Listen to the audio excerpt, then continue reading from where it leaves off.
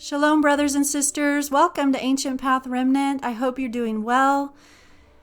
Thank you to Branches of Yah. He did a word study for me on the Hebrew word ayin, and he did an excellent job, and I'm so appreciative and look forward to more of those studies. So I will link that below. Check out his channel. Today we're going to talk about how it was in the days of Noah's time and how it will be again at the coming of the Son of Man. And so let's read that scripture and talk a little bit about what's going on, what was going on then, and what's going on now. Matthew 24, beginning at verse 36. No one knows about that day or hour, not even the messengers and the Shamayim, nor the Son, but only the Father. As it was in the days of Noach, so will it be at the coming of the Son of Man. For in the days before the flood, people were eating and drinking, marrying and giving in marriage up to the day Noach entered the ark. And they were oblivious until the flood came and swept them all away. So will it be at the coming of the Son of Man. So what was going on at that time was genetic manipulation and altering of the human genome. And, through the fallen watchers. And so there was all kinds of depravity and wickedness. The beastly carnal mind had entered into Yahuwah's creation from the beginning, and with Cain. And so it's just this wickedness that Hasatan wanted to implant his seed within the genome of Yahuwah's creation and corrupt it. So that was what was happening back in Noah's time, and Yahuwah had to wipe it all out. And today we are also seeing that same thing happening, even down to the littlest things. It's happening in a different way. But once I show you some of the things that I uncovered about some of the ingredients in our foods, you'll see how deep this goes. Even with the smallest ingredients, there is a tampering with the genome of Yahuwah's people. So you're going to see this. You got to stick around. If you desire to eat clean according to scriptural instructions and standards, stick around so you can hear some of the things, even down to the littlest ingredients. So, and I'm only going to touch the tip of the iceberg. There's so much more, but we're going to talk about the little things today that add up to huge things. You're going to find out how even the little things can alter the genome of mankind. So, the genome has always been the issue. He wanted to corrupt Yahuwah's pure seed and Yahuwah's people so that they would have a depraved mind and not be able to love and worship our Creator and follow His instructions and be restored. So that's why our Messiah died for us, and to set us free of that curse of sin and death that was placed upon mankind. And so here's the thing. Oftentimes we pray to Yahuwah to heal us, and we should, and that's wonderful, and we should proclaim His promises over our lives, because life and death is in the power of the tongue, and when we speak His promises, we receive those, and it's by faith that we receive that. But here's what we need to understand. This science has written our Creator out of the story. But the interesting thing is, Yahuwah is using the science, the very thing they tried to write Him out of. He's using the science to prove that He's been there all along. His name is in our DNA, and as we understand this DNA, and we understand the genetic manipulation of the genome of Yahuwah's people, and as we understand that the blood of our Messiah covers our sins because it was His pure DNA, and we understand how to be restored into this right relationship, you're going to see how powerful that healing is when we understand all of this, how the blood truly saves us. And it's all about the DNA. So, science calls 75 to 95% of our DNA, science calls it junk DNA, the nerve. And our Creator's name is written in our DNA. So, and it's supposed to be expressed within us. So they're trying to just wipe it out and say that it's not important. So here's what science says about our DNA, the junk DNA. It's not necessarily harmful or toxic genetic matter, but useless, garbled nucleotide sequences that aren't functional in terms of encoding proteins that spur all the important chemical reactions going off inside our bodies. So they're saying this junk DNA, it's not harmful and it's not going to hurt you. It's just useless, garbled information, garbled DNA that has no function whatsoever.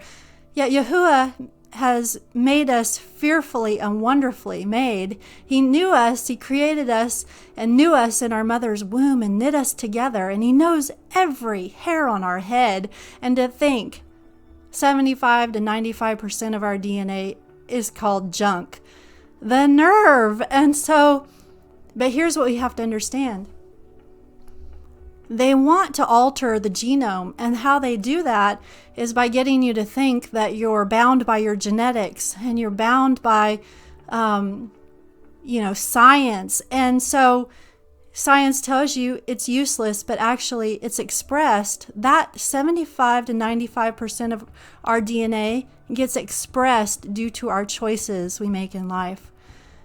And that's the powerful thing that as we go on through different videos, is going to become so evident on how to be healed. This is what's being revealed now. New revelation and new insights into this powerful healing our Messiah had and how He was able to heal the way He did. And it's coming into this new light of understanding, and we have to understand what was happening, genetic manipulation. And it's happening today as well in a different way that's so hidden and so secret. In many ways, people don't even know it's happening. And, it says, as a man thinketh in his heart, so is he. So whatever we think, we become. And we reap what we sow. Those are spiritual laws that are in place that, we'll reap what we sow. So what we do. So it gets expressed. Life and death is in the power of the tongue, what we speak. If people are speaking harmful things over themselves or other people, they have to be willing to reap those things. And so that's what we have to understand when people speak things over themselves or others that are harmful. You have to be willing to accept that, because unless you reject it. And the thing is, that's the spiritual battle. Do you accept when someone speaks harm over you, such as in a medical office and someone speaks a death sentence? Do you accept it? I mean, our Creator created us with and numbered our years, so only He can decide. And so those things have power in our lives, and we're going to find out more. There's so much He's going to reveal this coming year. And so be ready. There's a lot He's going to reveal about His kingdom. But let's talk about, we're not bound by our genetics. We are not bound by our genetics like science says. And Abba gave us free will to make choices. So the healing is already built within us. It's already built within our DNA. And we just have to learn how to switch off the codes of sin and sickness and death and switch on the codes of life and health within. And that's why He gave us the choice every day. So the more we come into alignment with His Word, the more we walk exactly as our Mashiach walked, then we come into alignment with that, and that restores our DNA. It actually switches off those old codes, those generational curses and things when we repent and turn away from those things. And so what we really need is the light, the Ruach HaKodesh, to give us the light and the understanding in our conscience to know how to make changes, because Yahuwah has already written the healing within ourselves. It's already there as DNA that needs to just be expressed. So as we learn to walk exactly as our Mashiach walked, we get healing and restoration within those cells, and that DNA replicates in a different way, making us more pure and spotless in His eyes. It's an amazing restoration that's happening in a spiritual, supernatural way people don't understand, and I want to bring more of that understanding. So, But today I'm going to focus on the little ingredients that are being used today to harm us and alter our genome. And of course, we know there are many other things, many big things, huge things that can alter our genome. But this is about learning how to restore the temple of Yahuwah so we can be pure in His sight and be able to have Him dwell within us and our Mashiach dwelling within us, the kingdom within, and bring the kingdom on earth. So we're going to learn so much more about this, but I'm going to talk about some of the foods, what they're doing to the foods, and you need to stick around for this, because if you want to eat clean and try to switch off those harmful codes of sin, sickness, the plagues of Babylon, we have to learn what Babylon, Mystery Babylon, has been feeding us. A bunch of baloney and unclean things. And mainly, brothers and sisters, I'm doing this because I really want to help the children. Children are really suffering due to allergies and gut problems, intestinal problems, and things like that, causing behavioral problems. So let's look at this. Flavor enhancers that are being used, dyes, flavor enhancers, and different, chemical products that they put into our foods. What it's doing is these flavor enhancers are causing severe allergic reactions in children and adults, as well as behavioral issues due to the nature of harming the brain and body development. So it's altering our DNA, and it will become more evident why people are having such problems with health and digestion these days. The plague, sin, and sickness of Babylon. And many people have compromised gut integrity, which is, it's vital for a healthy body and to have a healthy intestinal flora and microbiome. See, we're an internal garden, and we need to have a healthy internal garden to be healthy and have a good mental outlook, and that helps our spiritual growth and development, and this is vital for children. So this video isn't to tell people what to eat. It's not to tell people what they should do, just for education, that I really have a desire for people to understand at the cellular level what is happening to us. And if we have that knowledge, Yahuwah's wisdom and knowledge, we can make good changes and switch off those codes for sickness, sin, disease, the plagues of Babylon. And so I'm doing this for the children, and Yahuwah understands our limitations. He understands if we don't have access to certain things, or we don't have the ability to make changes, or our circumstances don't allow us to do it. He understands our needs, and our Messiah said, "Do not fret or worry about tomorrow. Sufficient for each day is its own trouble." Trust in Him, because when we want to change our ways, He'll provide a way. He'll provide a way because He wants us to be healthy, healed, and made whole. He wants a clean vessel for us for Him to dwell within us. So let's take a look at the natural and artificial flavorings. Both of them are made in a laboratory by mixing a variety of ingredients together to create flavor enhancers. So they're both chemical byproducts. Even though natural and artificial ingredients as well as dyes make up a small portion of the actual ingredient in a product, they hijack the brain to crave more and cause brain, gut, and health problems. Many children are having allergic reactions to these substances, causing them to have behavioral issues. And then medications are used that further compromise gut, brain, and body health. This can also harm spiritual growth and development, and harm our connection with our Creator. MSG, monosodium glutamate, is an excitotoxin and an endotoxin, as well as artificial sweeteners. They cause damage to the body and brain, so you need to hear about this. More on MSG later in the video, and 2 videos you'll want to watch if you haven't. Understanding the battle to win the war, and Codon, building the temple within. That'll help give an idea of what I'm referring to if you don't know some of the things I'm talking about. So natural flavorings you would think would be healthier, as the name implies, right? Natural flavorings we see on everything. These flavors are found everywhere in many products: soups, chips, crackers, salad dressings, sauces, organic foods, most processed foods. You know, raspberry or strawberry flavoring seems harmless enough, but we'll find out. Are they? Are they really harmless? The label natural flavoring is merely an umbrella term for hundreds of flavor enhancers. Artificial flavoring means that it's derived from a petroleum product, and many people, including children, are eating these things every day and suffering from it. Biotech companies have been using certain cells, which you can read on the screen, for testing the effectiveness of different flavoring agents in their products. News came out a few years ago about a biotech company that has been using these cells in foods, beverages, personal care products, and pharmaceuticals. Some dispute the claims whether they are actually in the products in question. However, should we take the chances when we have the awareness and the possibility that they could be in there?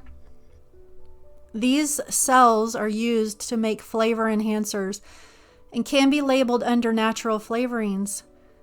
Does it seem like as in the days of Noach, so will it be when the Son of Man returns? Genetic manipulation. Castoreum is labeled as a natural ingredient. Castoreum is derived from the secretions found in beaver sacs. It is found in the castor sacs of both male and female beavers. And beavers use this secretion mixed with urine to mark their territory. It is used regularly in the food industry under natural flavoring. Many raspberry and strawberry flavored foods, ice creams, fruity drinks, yogurt, candy, and tea may contain these secretions. Vanilla flavoring can also come from beaver sac secretions, which are chemically enhanced in a lab. It also uses, it's used in perfumes and colognes and has been on the market and used extensively in products for the past 80 years. And you have to ask yourself why beaver sac secretions are in our food and in products and personal care products. Why? And how did they ever figure to use that? As in the days of Noah, the glaze on many hard candies and donuts come from the feces of the female lac bug. Sweets such as jelly beans are coated with these bug secretions to make them shiny. These secretions are also used in furniture polish as shellac or varnish. The predominant red food coloring used today comes from flakes of mashed up beetles. Red food coloring can also be made from coal tar. Female dog pheromones are used in some wine and beer as a preservative called methylparaben. This preservative is used in many other products as well. Different products are used in the clarifying process of wine. Wine specifically responds best to type A gelatin, which is derived from the boiling of pig skins. Gelatin is used in both white and red wines to fix haze and color and to adjust the flavor or bitterness of the wine. I'm not sure if I'm saying this one right. Isinglass is a form of gelatin derived from fish bladders. It is primarily used to clear or clarify white wines. Cellulose or virgin wood pulp, that is more commonly identified as sawdust, is an ingredient found in shredded cheese. It keeps shreds from clumping up. Cellulose appears in many different cheeses, including Parmesan cheese. Sodium bisulfite is used in most toilet bowl cleaning agents. It's also used to extend the shelf life and bleach out the discoloration of potato chips.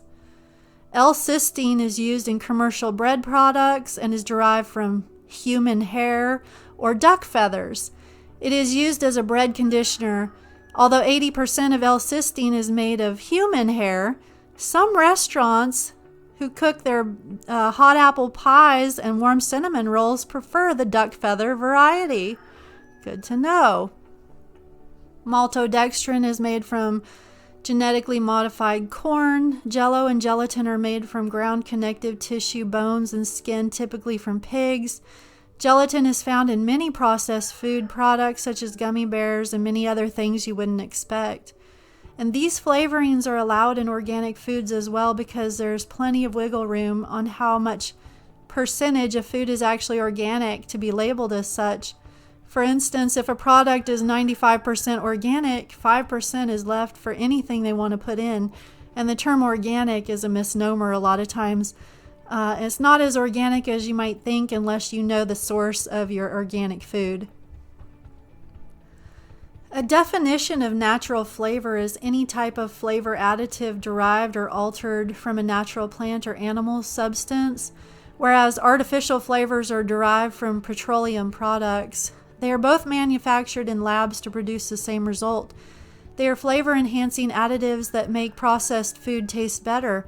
This causes our brains to want more and buy more. In other words, they make processed foods addictive, along with refined sugar, which is highly addictive in and of itself, with many insidious effects on the body. Natural flavor can be legally used as an umbrella term for all types of harmful ingredients. The word flavor in an ingredient list can be comprised of upwards of 100 ingredients that may come from many different sources and altered in a lab. For instance, natural apple flavor seems harmless enough, but the apple flavor needs to be preserved and stabilized with chemical agents to help it mix into the product, such as with propylene glycol, which is antifreeze, BHT, BHA, polysorbate 80, and polysorbate 80. Now, MSG, monosodium glutamate, is an excitotoxin and an endotoxin, a type of harmful chemical which tricks the brain into overeating while creating addiction. And so, does that sound like somebody that Yahuwah would want to dwell in who, is a glutton or overeating because it's an addiction, these addictions. So these foods are created to make us addicted and overweight and overindulging, gluttonous. That's not something Yahuwah wants in his people. And if you can't eat just one, there's a reason. Chances are you'll see the term natural flavor on the ingredient list, which is often code for glutamate byproducts. Artificial sweeteners have similar effects. Food addiction is just one consequence of unknowingly consuming excitotoxins. These insidious ingredients have been linked to many health problems in human and animal studies, including neurodegenerative disorders like Parkinson's, Alzheimer's, obesity, chronic pain, inflammation, headaches, migraine, retinal damage, brain lesions, and hampering neurological development in adults and children. So what's happening is these ingredients are switching on the codes for sickness, sin, and disease, allowing the unclean spirits to be able to affect and attack our bodies. So knowing this, we can learn how to turn off these codes for sin, sickness, and disease by, repenting and putting them away and eating a healthier diet. So we'll learn that in a minute. But these nefarious ingredients can also be linked to anxiety attacks, depression, learning disabilities, behavioral outbursts, stomach problems, and more. They tend to disappear when the natural flavors and artificial flavors and other excitotoxins in the diet are removed. So removing these things from our diet, and for the children can help reduce these symptoms and make these symptoms go away. Resist the devil. Submit to Yahuwah, resist the devil, and he will flee. So the devil is in the details here.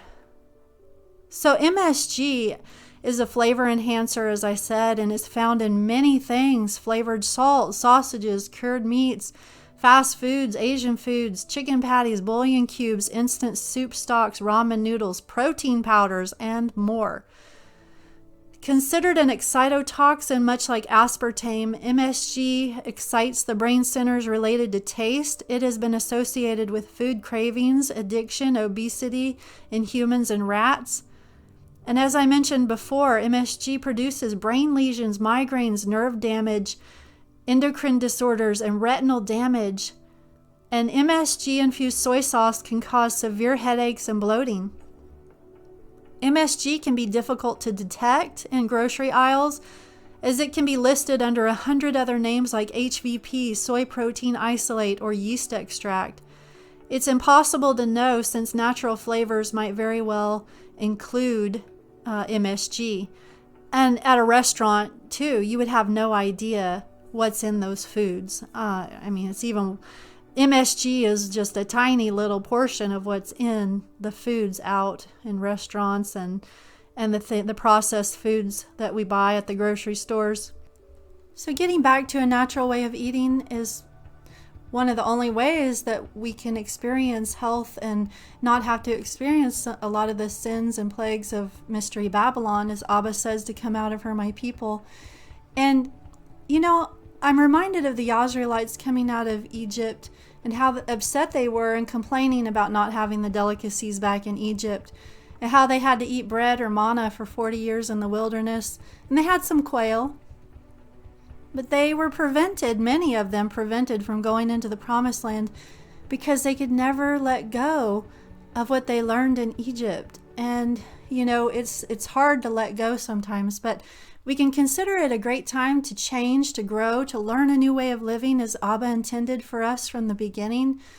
And, you know, I can't say that I've achieved it yet, but what I do is I press forward always. I keep trying, striving to do better daily and allowing the Ruach to guide me on those things and changes. And, you know, children who have had injuries and illnesses, maybe they have had brain injuries or are damaged and they have health problems and things like that. I've heard experts talk about how when they get back to farms, being around animals and getting their hands and feet on the soil, back in sunshine and fresh air and around farm animals, these children heal in amazing ways. Their DNA starts to be expressed differently and they start healing. And amazing results by getting children back into nature and on farms if possible. And so in eating truly organic, natural foods, the healing is amazing. So there's hope there. There is such hope for healing and restoration of our DNA, our genome. And by our Mashiach stripes, we are healed and made whole.